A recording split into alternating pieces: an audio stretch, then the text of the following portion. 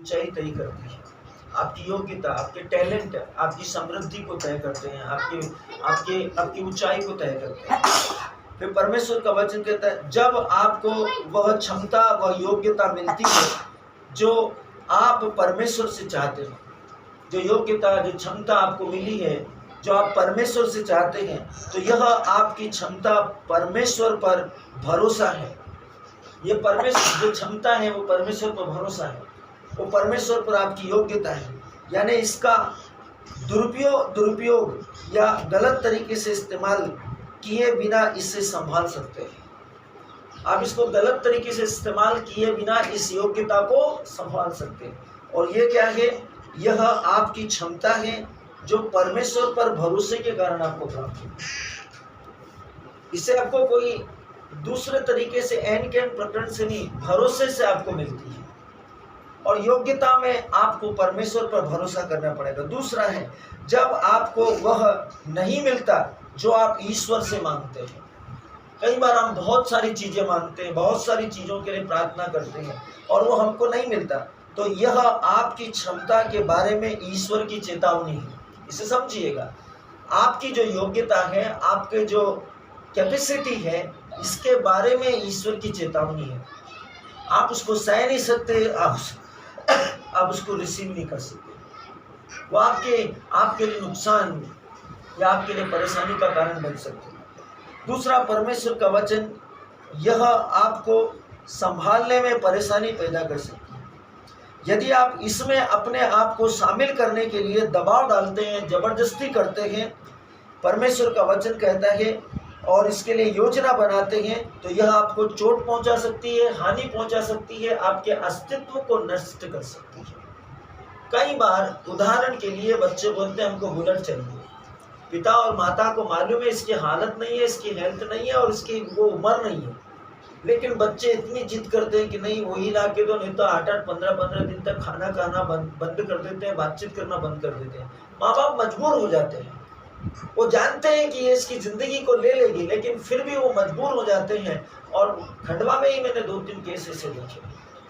खंडवा के अंदर बीते 2-4-8 साल के अंदर लोगों ने ऐसी हरकतें की, बच्चों ने ऐसी हरकतें की। उन्होंने वो चीजें मांगी जो उनकी योग्यता और क्षमता से बाहर थी, जो उनको हानि पहुंचा सकती थी। और जैसे उनके पास आई, 1 सेकंड भी नहीं लगा, किसी को 1 घंटा भी नहीं लगा और वे मर गए। परमेश्वर वो चीजें आपको नहीं देता जो आपकी क्षमता से बाहर है। और इसलिए यिर्मयाह नबी के ग्रंथों को आपको पढ़ना चाहिए, समझना चाहिए। अध्याय 29 वचन संख्या 11 से आपको पढ़ना चाहिए 14 तक। वहाँ लिखा है तुम्हारे लिए क्या सही है क्या गलत है इसको मैं जानता हूँ, क्योंकि मैं तुम सबका बाप हूँ, मैं ईश्वर, मैं परमेश्वर हूँ। मैंने दुनिया बनाई, मैंने सृष्टि बनाई, मुझे मालूम है किसके लिए कब कौन सी चीज कितनी जरूरी है, कितनी अहमियत रखती है। मैं जानता हूँ तुम्हारे हित की, अहित की, आशामय भविष्य की, निराशामय भविष्य की। इसका मतलब नहीं कि आप मांग रहे हैं परमेश्वर नहीं दे रहे तो आपने ईश्वर बदल लिया, या आपने चर्च बदल लिया, या आपने पास्टर बदल लिया, या आपने प्रीस्ट बदल लिया। नहीं, आपको वचन को समझ में नहीं आया, आप वचन में कमजोर है, वचन में मूर्ख है, ये सच्चाई है। आप सोच रहे वो व्यक्ति सामर्थ्य है, वहां भी जाएंगे तो वही प्रभु काम कर रहा है, वही प्रभु काम कर रहा है, वही पवित्र आत्मा काम कर रहा है, वही वचन वहां भी काम करेगा। ये आपको समझना पड़ेगा। वचन में लिखा है तुम्हारे लिए निर्धारित सही चीज क्या है उसको मैं जानता हूं। वो तुम्हारे हित की है, तुम्हारे अहित की नहीं। तुम्हारे लिए आशा में भविष्य की, निराशा में भविष्य की। तीसरा वो उसमें जोड़ता है और कहता है जब तुम मुझे पुकारोगे, मुझसे प्रार्थना करोगे, मैं तुम्हारी प्रार्थनाओं को सुनूंगा। पहली बात, जब तुम मुझे पुकारोगे, मुझसे प्रार्थना करोगे, मैं तुम्हारी प्रार्थनाओं को सुनूंगा और ऐसी महान और रहस्यमय बातें तुम पर प्रकट कर दूंगा जिसे तुम नहीं जानते। ये भी बता सकता है परमेश्वर की बेटा जो तू मांग रहा है इससे तेरा एक्सीडेंट हो सकता है और इस प्रकार से तेरे दुर्घटनाग्रस्त मृत्यु हो सकती है, इसलिए ये तेरे लिए सही नहीं है, तुझे इसके बजाय ये लेना चाहिए। और आप खुशी से वो लेंगे क्योंकि परमेश्वर ने आपको उसके बारे में सच्चाइयों से, आपकी समझ में आपका भ्रम को दूर कर दिया। परमेश्वर परमेश्वर है, इसलिए वो आपकी भ्रांत धारणाओं का खंडन कर सकता है, वो आपको सदाचरण का प्रशिक्षण दे सकता है, वो आपको आपके जीवन को आप सही दिशा निर्देशन या उद्देश्य दे सकता है, आपको कहाँ होना चाहिए, कहाँ नहीं होना चाहिए, किसके साथ होना चाहिए, किसके साथ नहीं होना चाहिए, ये परमेश्वर को पता है और उसी ने आपके लिए डिसाइड किया। फिर बाइबल कहती है 5 प्रतिभा, 2 प्रतिभा और 1 प्रतिभा, एक मास्टर के दृष्टांत को याद रखें। ये 5 प्रतिभा, 2 प्रतिभा और 1 प्रतिभा क्या है? विदेश जाते समय स्वामी ने सेवकों को बुलाया, एक को 5,000 दिए, एक को 2,000 दिए और एक को 1,000 दिए। क्यों दिए?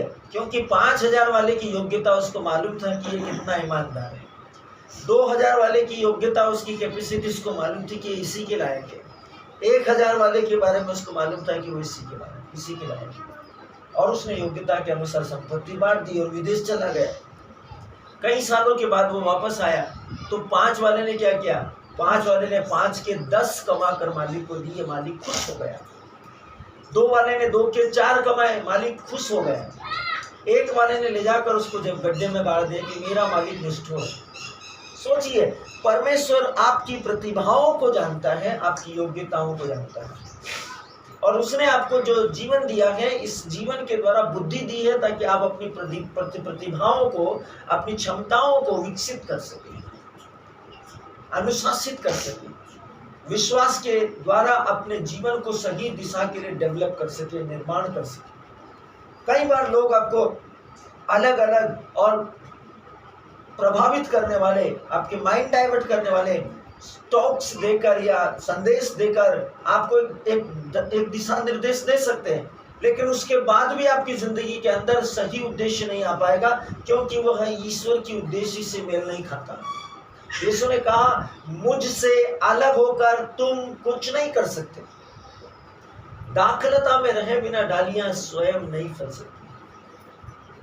आपको जो कुछ भी करना है मेरे द्वारा ही होना है, मेरे बिना कोई पिता के पास नहीं आ सकता। सिद्धांतों को समझिए। फिर वचन हमें स्पष्ट तरीके से बताता है, परमेश्वर का वचन कहता है आपकी जरूरतें और आपकी प्रार्थनाएं ईश्वर के संसाधनों और उन्नति को आकर्षित नहीं करती।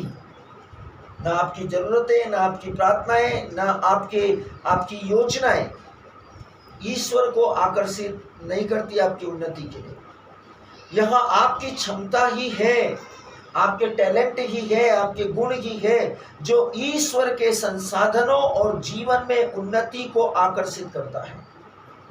आपकी योग्यता, आप लगातार परमेश्वर के साथ संबंध में हैं और ये आपको अच्छा लगता है, ये आपकी आदत है, ये आपकी हॉबी बन गई है, ये आपका एक गुण है कि आप रोज सुबह उठ के मेडिटेशन करते हैं, रोज सुबह उठ के मेडिटेशन करते हैं, रोज सुबह उठ के मध्यस्थता करते हैं, रोज शाम को मध्यस्थता करते हैं, दोपहर में मध्यस्थता करते हैं, शाम को मध्यस्थता करते हैं, 1 घंटा बाइबल पढ़ते हैं। यही आपको उसके लिए बढ़ाएगा, उन संसाधनों को पाने में आपकी सहायता करेगा।